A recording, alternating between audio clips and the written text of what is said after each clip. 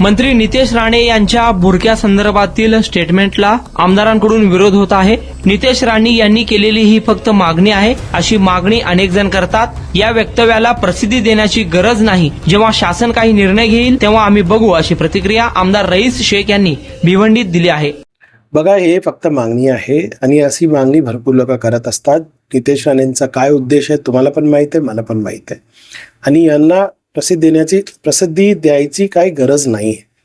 जेव्हा शासन काही निर्णय घेईल तेव्हा आम्ही बघू. हे गैरसंविधानिक आहे आणि संविधानानं आपल्याला सर्वांना अधिकार दिलेला आहे की आपण आपल्या धर्मावर प्रॅक्टिस करू शकतो.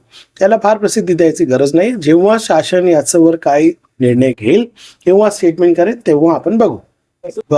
उत्तर घेऊन त्यांना प्रसिद्धी देत आहेत. जेव्हा शासन याच्यावर कोणताही प्रतिक्रिया किंवा निर्णय घेईल तेव्हा सविस्तर आम्ही बोलूयाचं.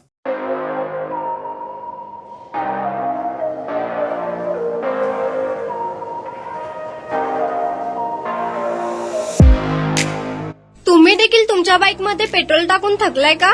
मग चिंता का करताय? लुनिया ईव्ही हब घेऊन आले आहेत तुमच्यासाठी ई बाईक. सोलापुरातील ई बाईकचे भव्य शोरूम म्हणजे लुनिया ईव्ही हब.